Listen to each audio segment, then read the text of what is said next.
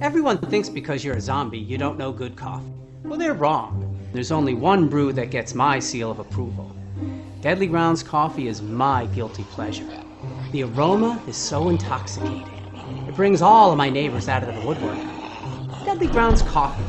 Coffee to die for and zombie approved. It's good to get a little deadly. Use the front door! Oh, they're so disgusting.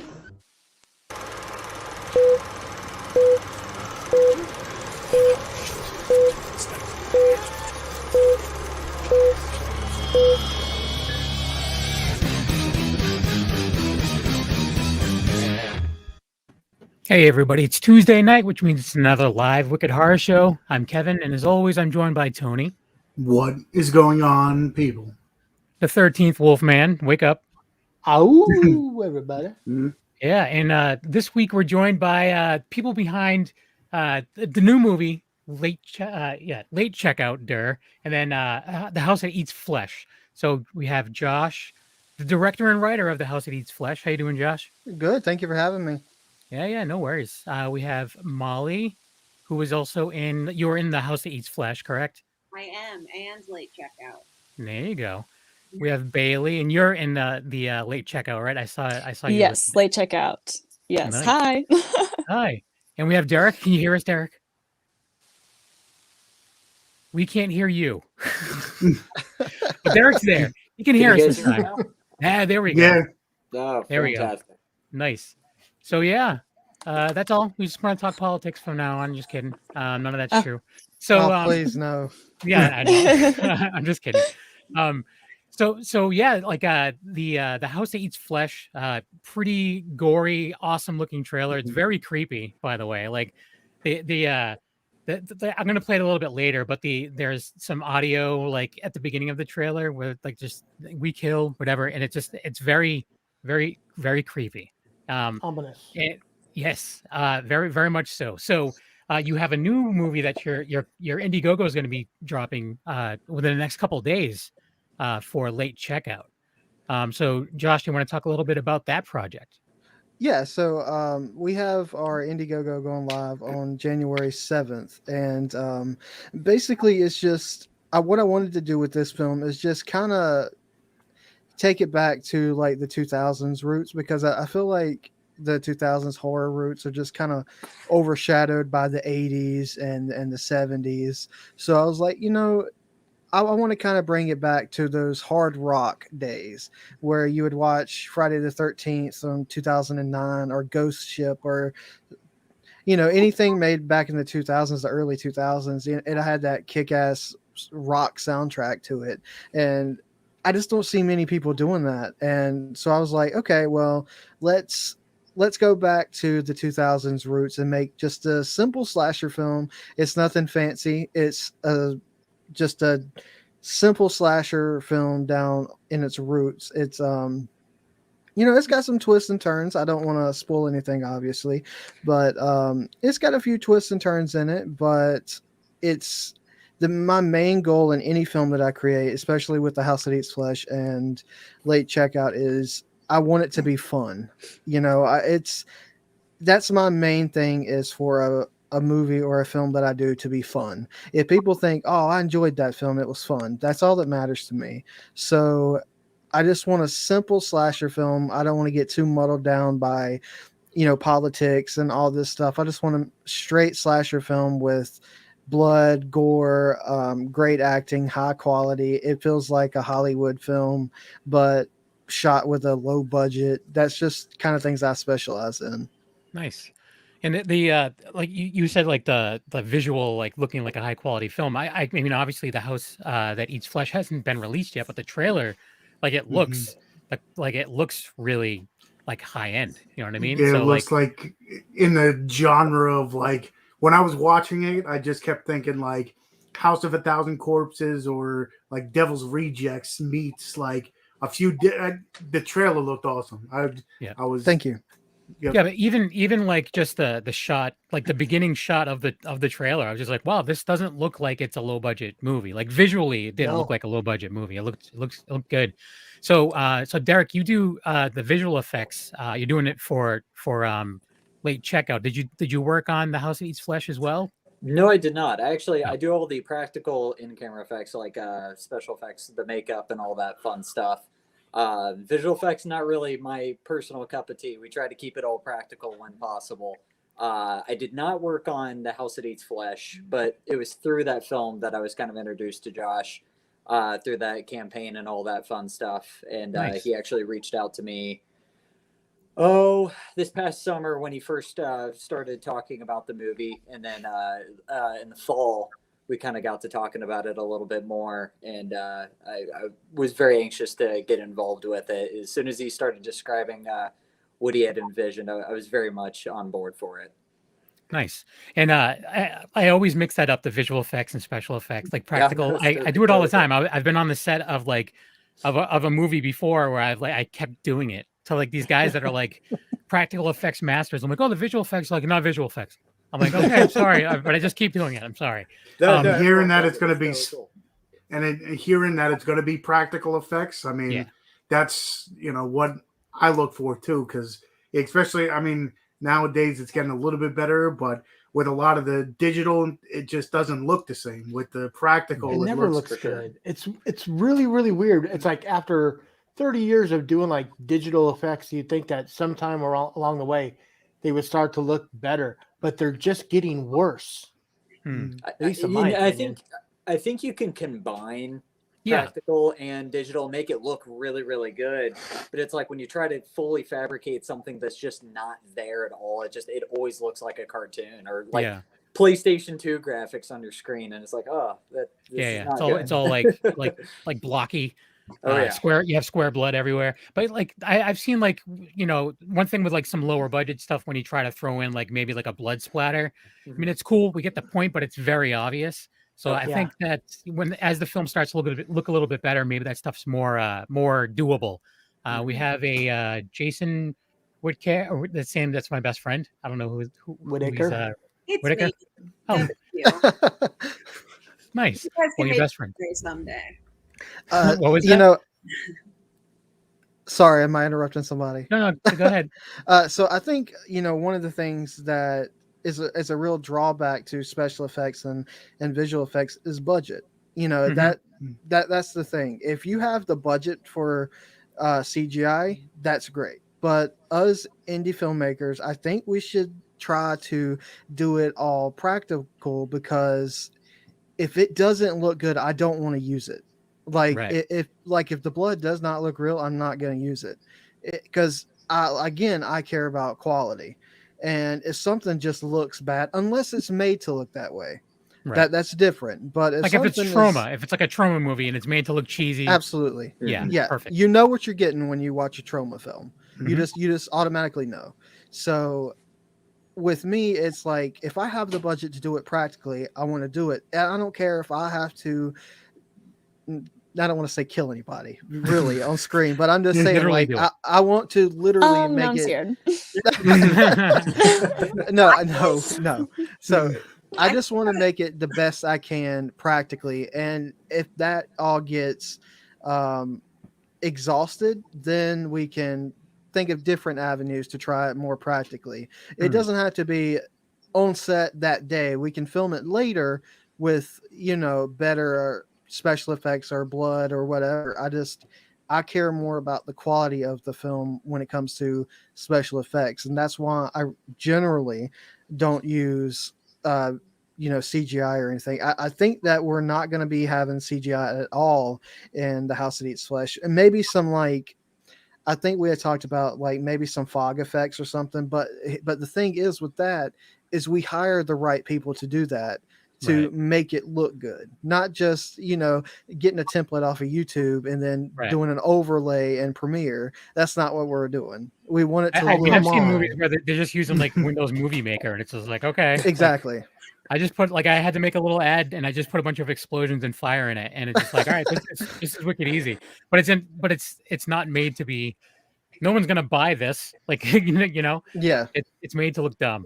But so Bailey, you're in late checkout, and Yes. there's some photos on IMDb where you're all bloodied up.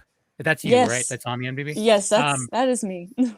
So She's smiling. I love that. Sorry, I'm nervous.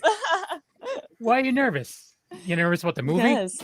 No, I'm just nervous to talk to everybody. Hi. Oh no. Believe me, we're the ones who get nervous. But so I was looking at your IMDb, and there was something else that you're associated with.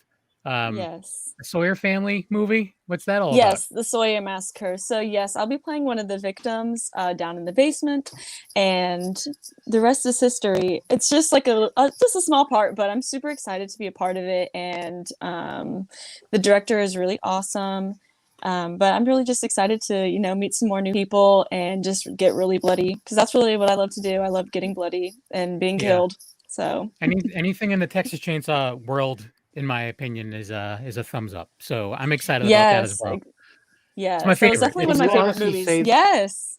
I have like a giant. Can you honestly say that, Kev, and then still watch, the fourth movie, Generations? Well, I'm just saying. I mean, they're not all great. But I can go back to certain ones and be like, okay, yes. this is totally. Some are guilty pleasures, but what can I say? Some of them are just not good. But yeah, exactly. I can say the same thing about Nightmare on Elm Street movies. I can say the same thing about Friday the 13th movies. Like, there's some stinkers in the franchise for sure, but that doesn't mean that some of them aren't amazing. That's very true. So as far as like that, the house that eats flesh, what's the time frame we're thinking of as far as like a release date? Like, when can people actually see this? So we're I don't know if I'm supposed to say this, but we're kind of working with a studio. So we have a studio getting involved, hopefully, that is going to handle distribution and putting it on streaming platforms. But as far as the time frame, I'm hoping later this it is 2022, correct? Yes. Okay. Yep. Okay. Later this year, hopefully. I want to release it around Thanksgiving. I don't know if that's going to happen, but just because there's some segments in there that evolves around Thanksgiving, so I kind of wanted to, put it out there in Thanksgiving. But it's one of those things. If a studio gets involved, we don't really know until they tell us, "Hey, we're going to do it on this date." But But it's coming, and I mean, if it's on a streaming platform, I mean, that unfortunately with the way that everything's going in the world, it seems like a lot of movies are getting that kind of release over a physical release. I know, speaking for myself, Tony and Wolfie, we all like to collect, so physical copies, even if it's like a special edition thing. I'm just saying, it's something that the fans look for. You want to look on and get something signed. Yeah, and that's why we ran the Indiegogo, so people could get the physical releases, because we don't know what's going to happen in the future, if we're going to get dumped onto a streaming platform, or if they're going to go streaming and physical releases. I'm not sure yet, but that's kind of why with Late Checkout I didn't go the studio route. Mm-hmm. I wanted to do it myself, so I have control where it goes.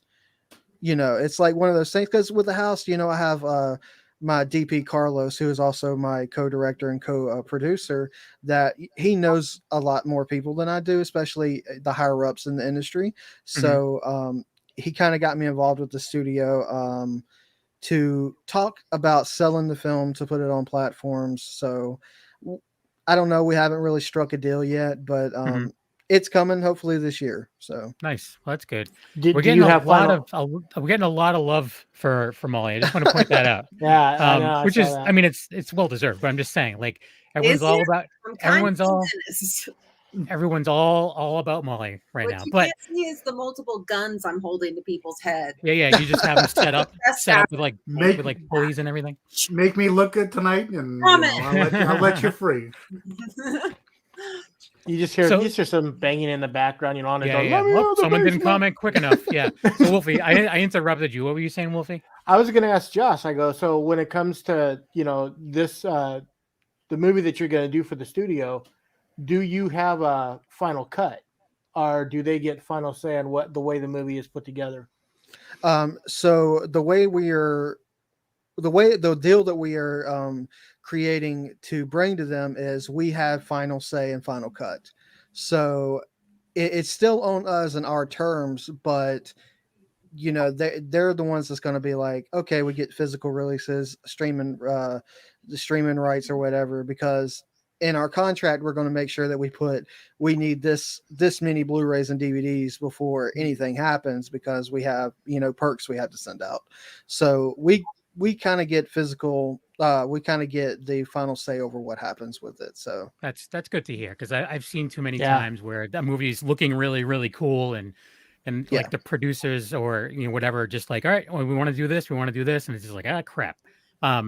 So just another shout out for Molly. And then there's actually another one. I am actively in a death trap elaborate. So yeah, there you go. So for late checkout, I was on the Facebook group, which I joined today, by the way. Thank you for that. Thank you. And I saw that there's some other people involved, and this is actually something that kind of goes back to Deryk as well. He's been involved in some of these other movies that I'm like, what? It's a weird community where everyone's just together, and everyone keeps creating these movies or teasing us with these movies that I really want to see. And this is another one that so Deryk, you were involved in Dark Circles, and were you involved in right. Time's Up as well? I was not involved with Time's Up, unfortunately. A friend of mine, Lucas, was actually involved with Time's Up as an actor in that, and he had reached out to the filmmakers involved with Dark Circles, same group of people. Yeah. And had recommended me to do special effects for Dark Circles, and I ended up landing the job. And nice. Yeah, I met a lot of really awesome people, and that is a great experience. And yeah, a lot of that's the thing, is involved with this. Right, exactly. Literally, the last couple months, we were between Dark Circles, Time's Up, on location. Like, it seems like everybody in that circle, and that was I guess gonna go to my next question is, it seems like a lot of indie films are going that route where, you meet everybody and it works out. Let's just, work on the next project and work on the next project. Now, Josh, did you, with Molly being in The House That Eats Flesh, did you have the role in Ready for Her, or how? Was she how like the intent? Yeah, it was just something that was in the works. Write this for me. So yes, yes and no. So when I'm writing a strong female character, for some reason Molly pops in mind. Just because she was such a great actress on House That Eats Flesh, and her previous work and everything. It was Sergio was sleeping. Sorry, just wanted to bring that up. You're fine.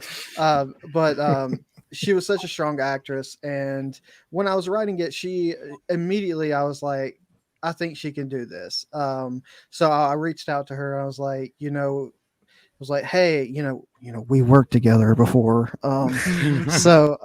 Hey, do you mind coming in and playing the part of, it was the name thing. It was Tina, but then she was like, I don't see him about she cyberbullied me. She was like, Tina, really? I was like, okay, we'll change the name. But now she plays Addison, and Addison? Addison, yeah.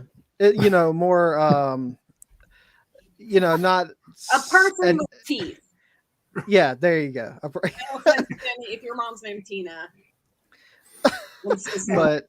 But yeah, I mean, she was the first one that I reached out to from a previous film. I was like, hey, I want you to be in this film. Do you want to be in it? And it's history. She said yes, obviously.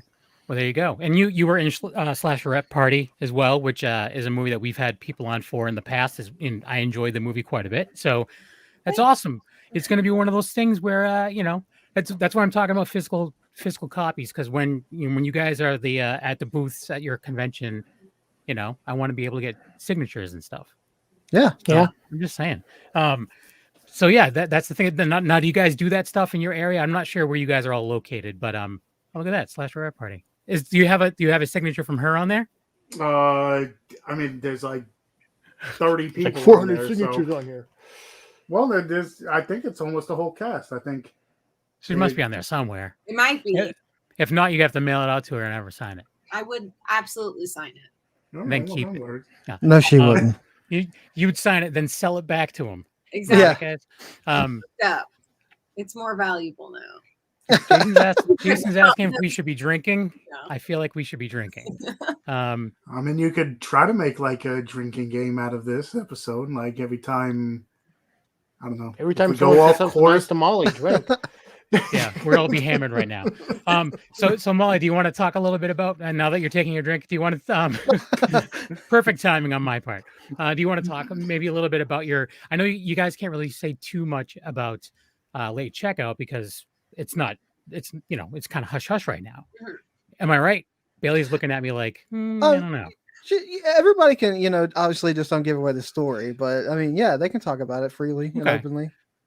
All right, Molly, you want to talk a bit about your character in late checkout, if you can? Yeah, absolutely. But first, I did want to say when we were talking about practical effects, I felt like I should mention that I think many of us on set for House were just gagging and just it's truly horrifying. Like part of the magic that you lose in CGI is you don't get that reaction from actors. You don't get to play with it when you're in the scene. It's something that happens later without you.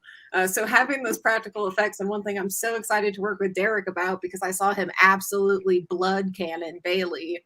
It's just having those like super gory, visceral things to work with. I think it brings like a really special element to Josh's work, and it definitely comes through in the final product. Late checkout. Late checkout is a lot of, I love the early 2000s horror. Like that is my comfort zone. That is, I think I mentioned today in a wildly long Facebook rant that it's almost like therapeutic to me. It has that perfect blend of like horrifying nostalgia and like hot girls in crop tops.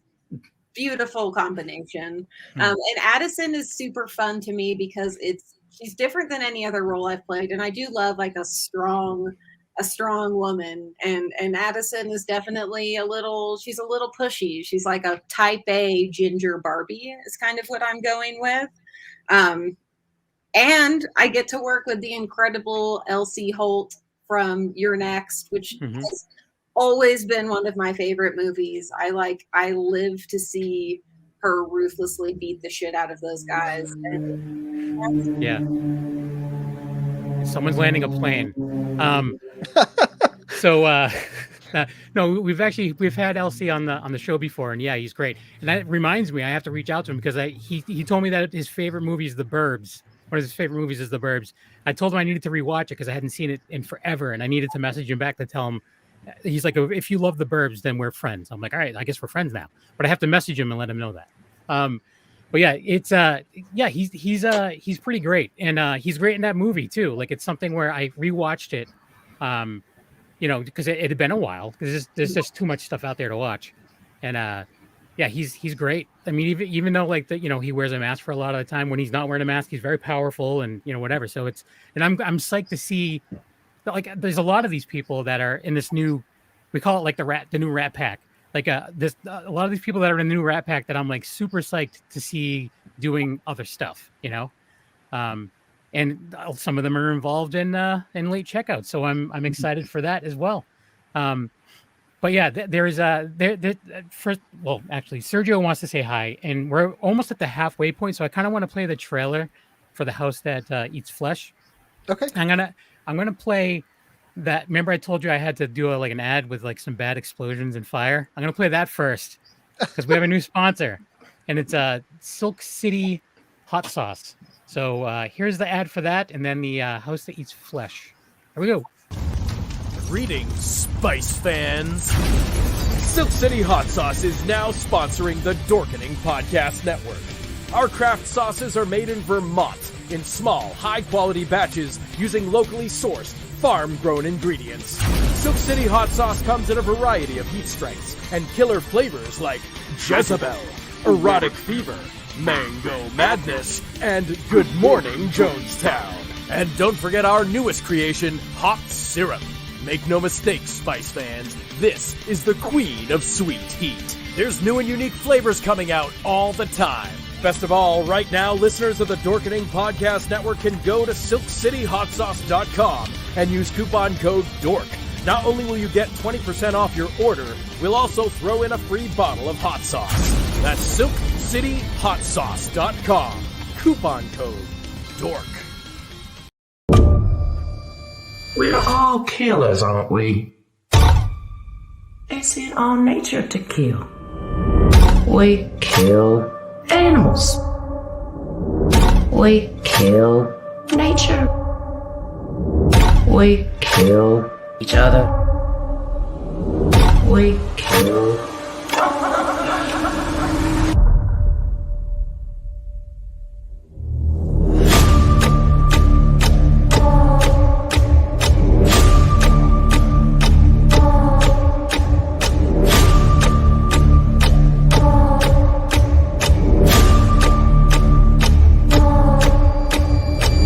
His blood runs through these walls of this house.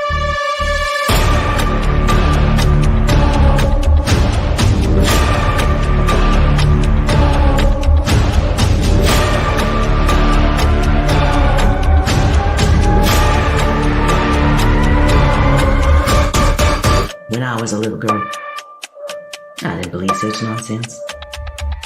But eventually, I believed.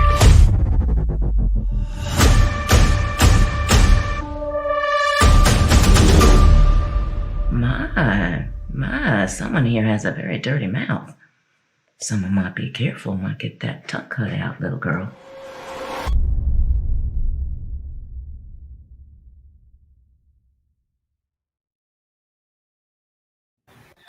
So that we kill that thing. A little bit of different quality in between. It is whatchamacallit, terrifying nightmares. I'm gonna I'll put my wife's like ringtone as that or something so it freaks her out. But no, it's very like that. Just like the editing in that. I don't know if it was just pieced together or whatever, but that's super creepy. Yeah. So yeah, congrats on that. Thank you. Yeah. I have two questions about some of the characters in the movie. Okay. Lisa Wilcox, Mhm. Sitting there with the eye patch over her eye she reminds me a lot of Christina Lindbergh in A Cruel Picture. Any influence there? So with Lisa's wardrobe and Lisa, the way she wanted to portray her character was, I like to give everyone creative freedom.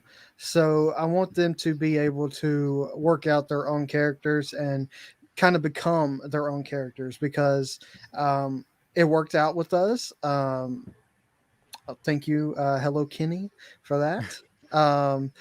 But thank you, Jason. But yeah, so I give everyone creative freedom. And Lisa had called me one night and she was like, "Hey, so what do you think about me wearing an eye patch?" I was like, "Okay, awesome, we'll do that." It's just like, "What if I was really scarred up and wore this old lady dress?" I was like, "Absolutely, go for it." So I don't know if that's where she got her inspiration from, but she kind of built her character the way she wanted to portray it because I just like doing that. I like, Molly, I told Molly this, I want you to become your character in a sense. So, take time to read the script, fall in love with your character, and just create that character as if you were creating a new you. And, Lisa killed it. She absolutely killed it. It was a pleasure working with her. She was the highlight of my career as it just for my first film, I guess, but as a highlight so far of my career, I loved every minute of working with her. She was very sweet, such a talented individual. So that's awesome. I mean, so did you do like shorts? I'm sorry, just real quick, because you said you pointed out it's your first film. Did you do short films and stuff beforehand, or is this? So I haven't done any like short films. I've done like a short fake trailer, but mainly I did stuff like plays and stuff. I directed plays and stuff like that. That's cool. Wolfie, I cut you off. I'm sorry. No, that's fine. And the second one was, and I mean, I think a lot of people are going to take that the guy in the burlap sack is a throwback to Jason, but I see him more as a throwback to, the town that dreaded sundown. Yeah. Any inspiration there? Both. It was inspiration with both because I think the hockey mask that Jason wears is great and it's iconic, but he was just so differently creepy with the baghead. And I kind of missed the baghead, and that's why I liked it in the remake so good, because they finally brought the baghead back, and I've always loved that Jason. And then of course the town that dreaded sundown. There's just not that many baghead killers, and I love baghead killers. They're so creepy to me. Yeah, we should do a hashtag baghead killers. Need to come back. Well, yeah, and that movie came out 6 years before part 2. So well, I mean, it is creepy. It is very creepy. I agree. I mean, you can kind of even I wonder if that's, even if you look at like The Strangers and stuff like that, like it's kind of like a baghead kind of. I guess it's a burlap sack. Yeah, it's the same thing. Yeah. And that was terrifying. So Bailey, we haven't talked to you very much. I apologize.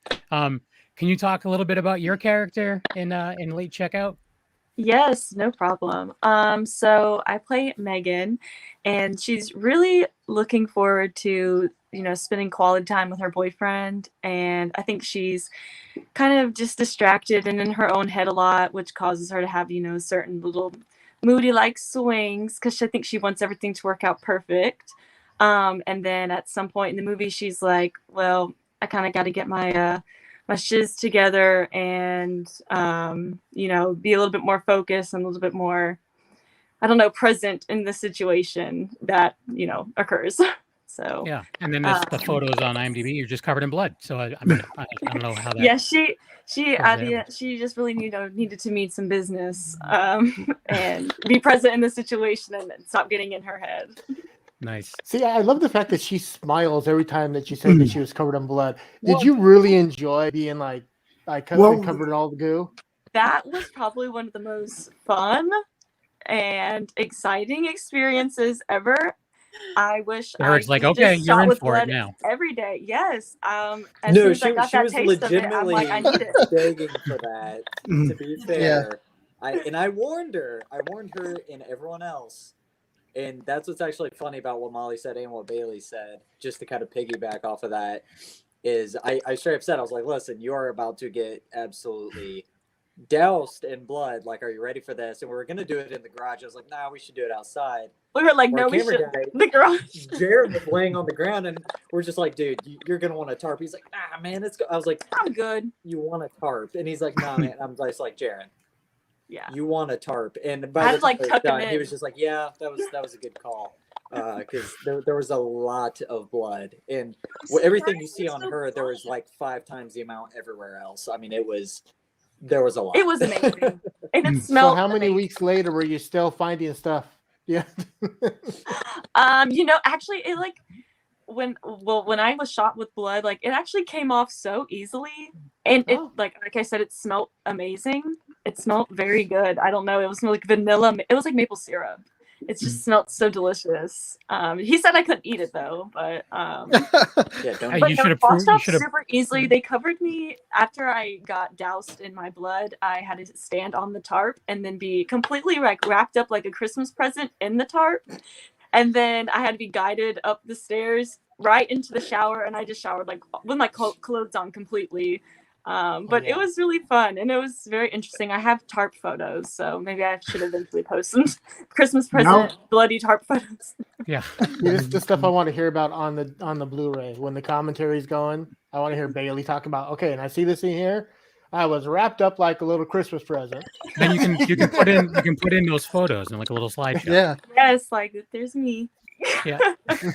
Now it's funny because how many times have we had, some people on and it's like, oh, so what brought you into horror? Do you like it? And they're like, we don't even like horror. We're shooting it. But it seems like everyone here legit, enjoys what they're doing. Like, what brought you there? I asked this often, or Sergio does too. Like, actually, I was going to say Sergio was already asked. In essence, it's like what kind of brought you into it, whether it be the acting side or the directing or even visual effects. Was there one movie that you watched that you're like, I want to do this, or this brought like me? Funny, I mean, Killer Clowns from Outer Space is what drew me into horror. Totally crazy, but I was like, okay. But like, what brought you into it that you're like, I want to do this? Who wants to start? Bailey, start. you go I already first. got my answer, I think. Okay. So I actually got into horror by my best friend when we were younger. We would like secretly watch horror movies at his house, and then I would get in trouble for it. But when he had put on Scream, when I had first seen that, I already loved to act. I loved reenacting every movie I watched, but something about that was so amazing. And the fear that you just felt in the beginning and the way she just the way she expressed her emotions, like it was just so, I don't know how to explain what I mean, but it was so captivating. I was so captivated by her presence, by the man on the phone. And I was like, wow, I want to do this. Like, I want to tell a story that's so captivating where I want people to not be able to look away. And it's terrifying. And I want them to feel scared. And I want them to feel something when they're watching it. So I think when I first saw that, so I'm a big Scream fan, obviously, but that's really what got me into it. So thank you to my best friend, Andrew, for showing me that movie, because that really got the ball rolling for me when I was younger. Yeah. What about you, Molly?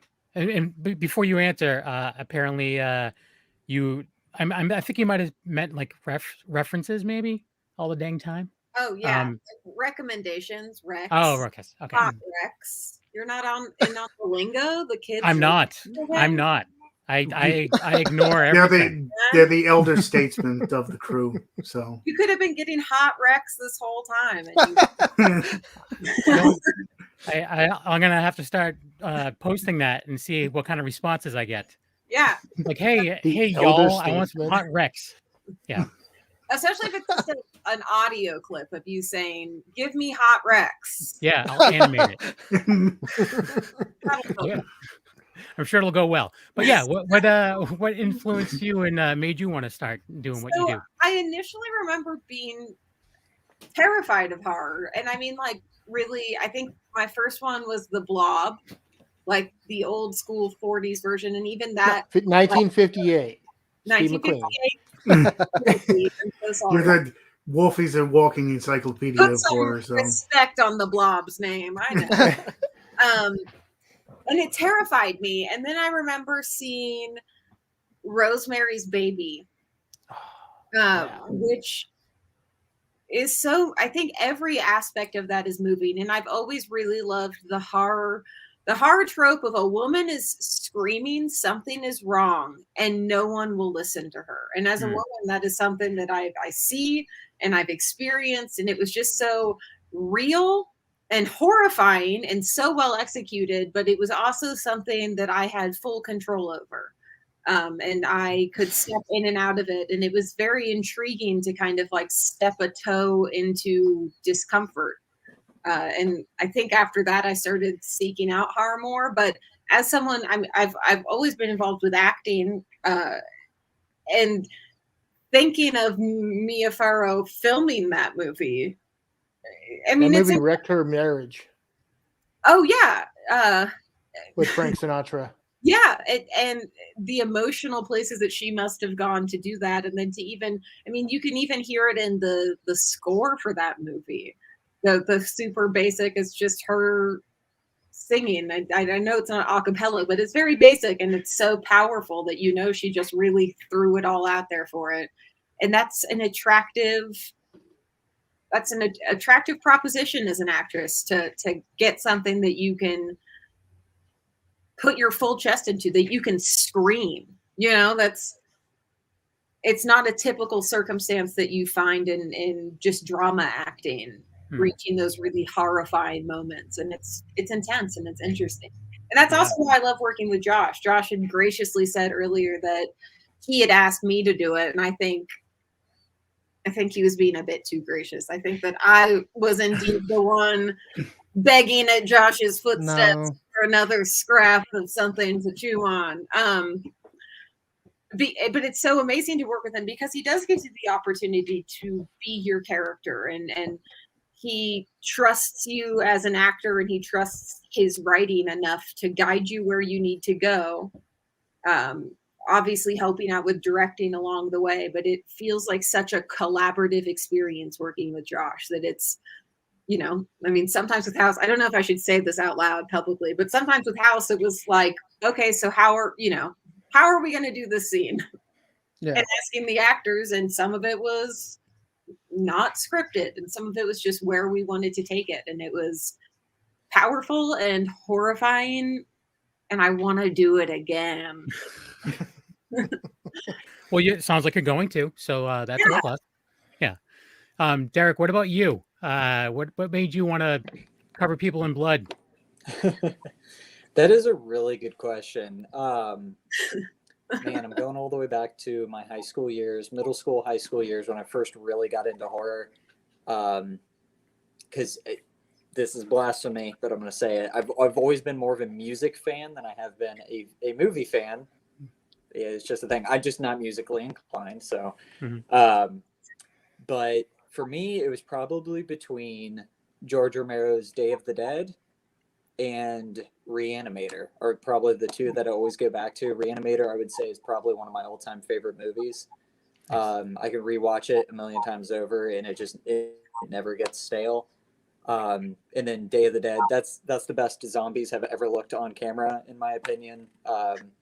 And the gore in that movie is so sloppy and nasty, and it's just, I cannot get enough of that. That and Fulci's Zombie.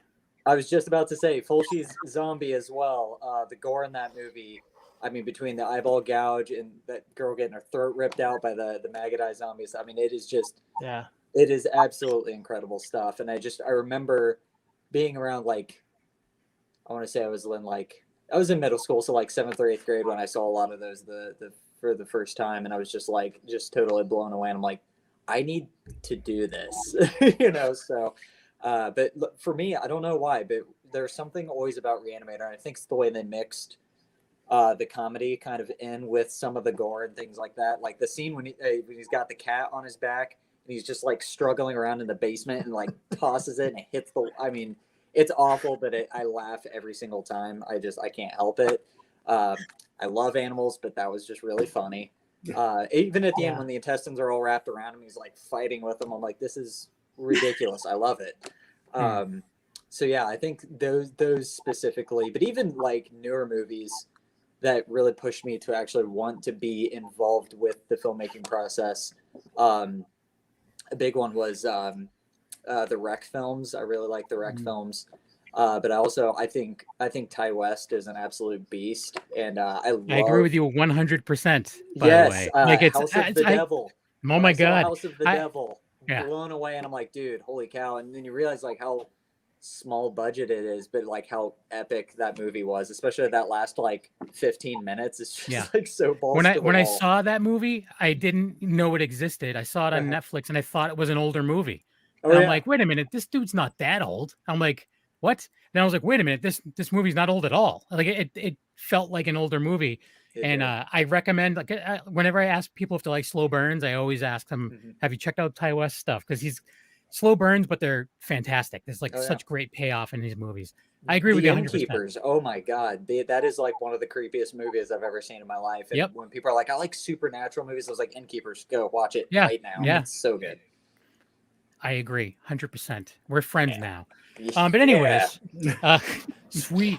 So Josh, what about you? Like, I know you said you directed plays and stuff like that. What brought you to make the leap to directing a movie? So, I've always been, a horror fan, but it didn't start off as horror. It started off as comedy. Comedy was like my gateway into film. And, I would stay up late with my dad, and we would watch, Abbott and Costello and Laurel and Hardy and the Three Stooges. But there was something about the Halloween episodes. There was something about the scary episodes of the Three Stooges or Abbott and Costello and the monsters. It just it done something a little different to me. So I think that was kind of my gateway to horror itself was, through Abbott and Costello. And then I would watch, like Bela Lugosi's Dracula and, Frankenstein and the old Hammer films. And it opened up my world to horror. And then I started going through my dad's VHS collection and, Risky. yes, very risky. There were some things in there that I saw that I shouldn't have at that age. No such thing. There is. Yep. So, my dad always had like the forbidden shelf. Like, this is stuff that, I don't want you getting to. I was like, all right. So I found a way to get to it. As kids do. Yeah. Yeah. And taking a broom and just like pushing it, like, I'm gonna get it. And of course, VHS costs, VHS tapes cost like $100 and some back then. So of course you're scared that it's going to hit the floor. But yeah, so like Evil Dead 2, that's where I saw Evil Dead 2. I didn't see the Evil Dead or Army of Darkness. I saw Evil Dead 2 first. Just because I'm a kid, it's like, the cover looks badass, so I'm gonna watch it. I mean, that's the whole thing with films. If the poster looks terrible, what does that say about the film? You got to have something to drag you in, and it starts with the cover.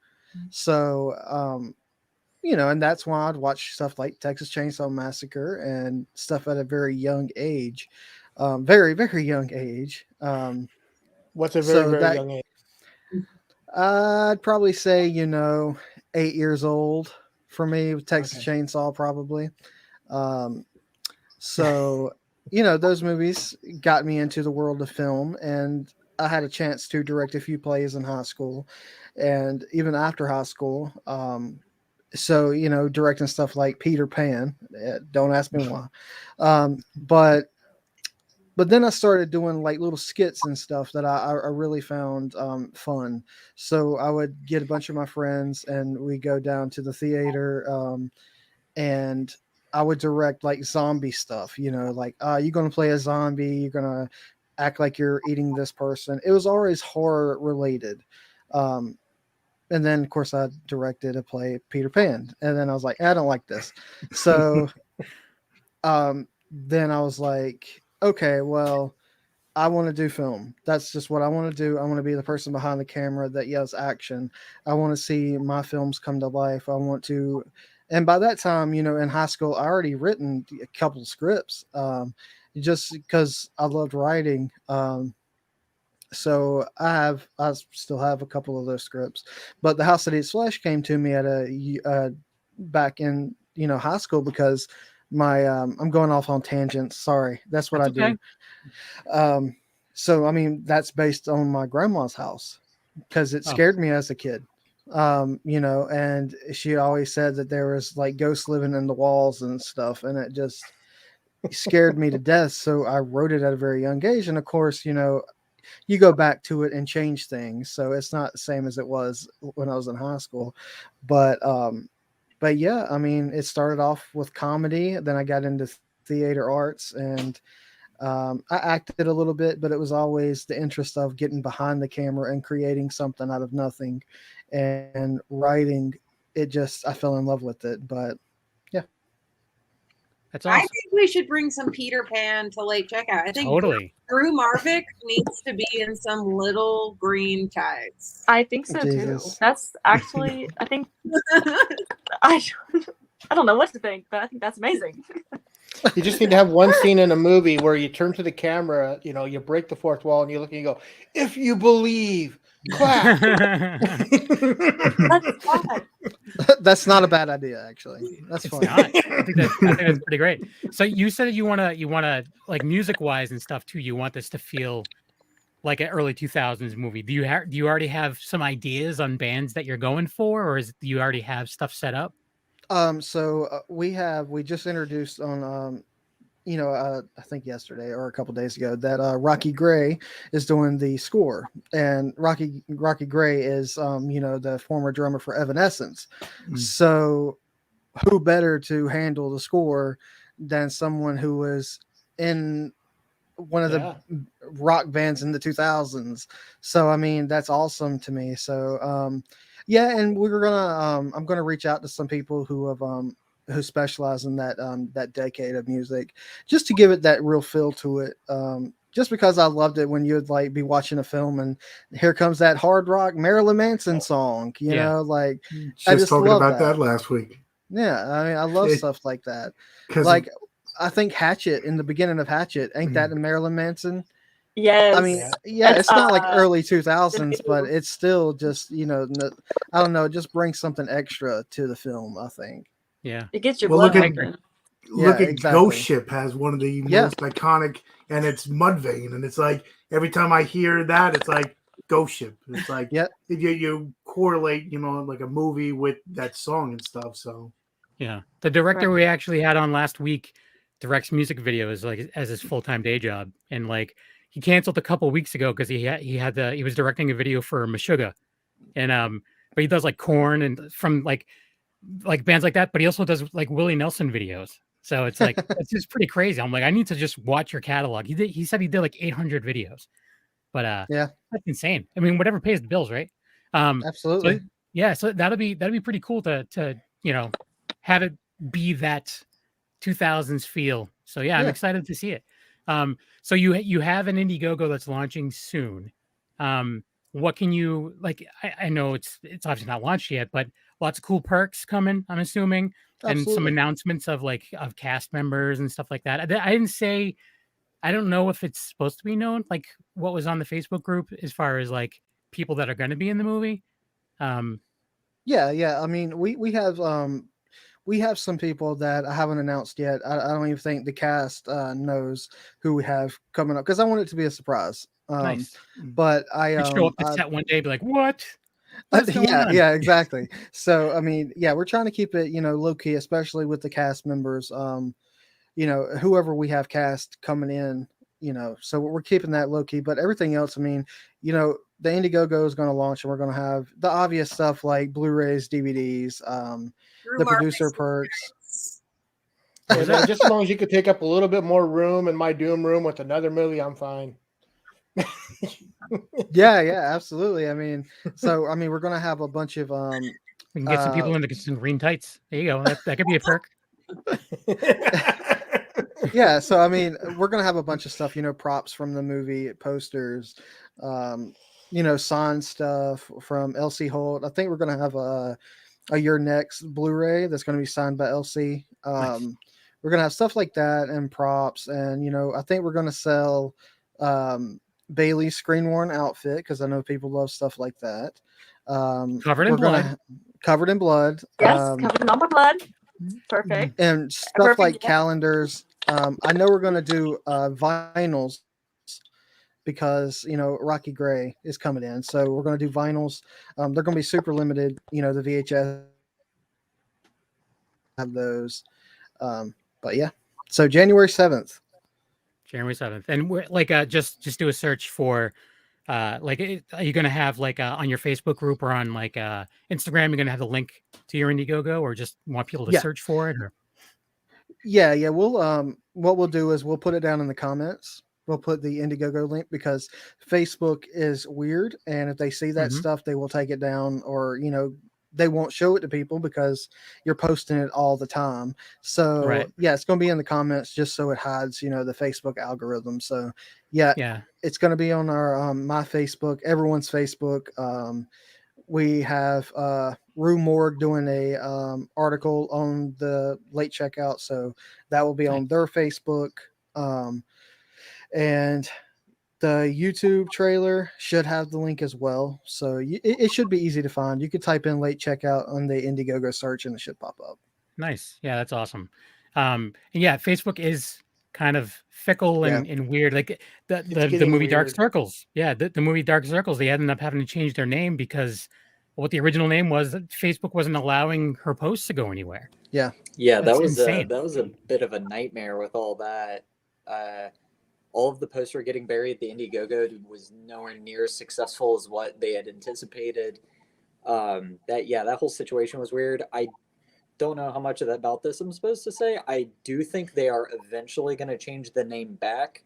to the event nice. surrounding a peeping Tom. I don't know if that is true or not, but that was discussed on set quite a bit because that name just like it sounds like it's an old phenomenal. Phenomenal. It sounds so cool, but I hope that maybe it gets even if they back, do but... dark circles, like in brackets, the events surrounding. Yeah, I mean, whatever ends up happening with it, but yeah, Facebook is really weird about that. I think at any given time, I feel like I'm working on like 5 projects at a time. I swear, and what I'll do is I'll kind of go through, and I obviously can't put that many links right there in a post, but it's like I have found that if I share an Indiegogo page like outright, that the post gets buried and I'll get like 3 likes on it. But if I post like a list of the movies I'm working on and I put all the links in the comments, like everybody sees it and then I get like tons of likes on it. So it's like, I think they recognize you're trying to promote something without paying to have it promoted. So like, nah, we're gonna bury you for that. And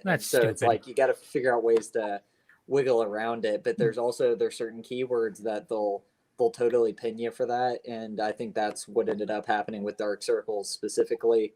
It's happened with a few other projects I've worked on, just because of the way someone has worded something, it gets like taken down and you get thrown in Facebook jail or whatever. That's insane. If anything, it's just going to force people to go somewhere else. So no, totally. You know, whatever. And even on Instagram, I've been having a hell of a time on Instagram because when I on my actual FX page, whenever I post pictures of some of the stuff I do, it either gets hidden or gets taken down, and I have to like repost it, and I'm just like, man, this sucks. And it's like I don't want to have to go to Twitter because Twitter kind of sucks too. Yeah, it's like hey, that's the only place where I can post stuff, and it's not gonna get like flagged or taken down or whatever, you know. So I mean, they gotta get it figured out for the artists, because this is how I think what they want to do is they want to charge you for it. I think they have to exploit us in some way, right? That's why there's always like a coupon code or whatever for the Wicked Horror Show page and stuff. It's like, here, promote it, but have $5 off. It's like, I could do it myself, thank you. Yeah, seriously, But you're cutting me off at the knees. Yeah, now that we've just badmouthed social media for a while, it's actually time to wrap up. So let's go through and give everyone social media so where people can find you. So Josh, where do you like people to interact with you the most? Facebook is the main place. I spend a lot of time on Facebook because of business, so you can find me on Facebook with just type in Josh Graves. I'm sure my face will pop up. And then Instagram, you can find me on Josh Graves Horror. So I spend Instagram and Facebook is where you'll find me. Nice. Molly, where can people find you? I am Molly with the bright red hair. I don't know why, I just chose it.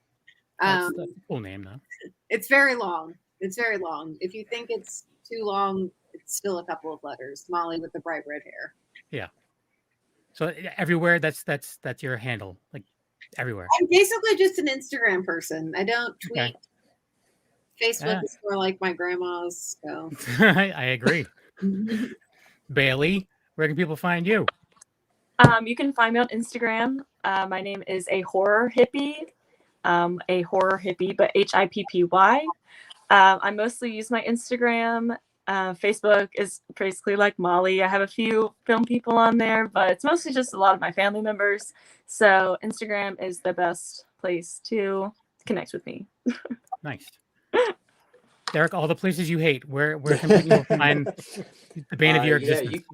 You can add me on Facebook. That's always cool. I talk to people on Facebook. You can follow me on Instagram. My Instagram is just Deryk Must Be Destroyed with a dot in between each word. Then my special effects page is just Icarus FX Studio. You can hit me up on any of those. I'm always down to chat about stuff, and that's the best place you'll see, all the things that we're working on, including some awesome late checkout updates. Nice. So, Wolfie, where can people find you?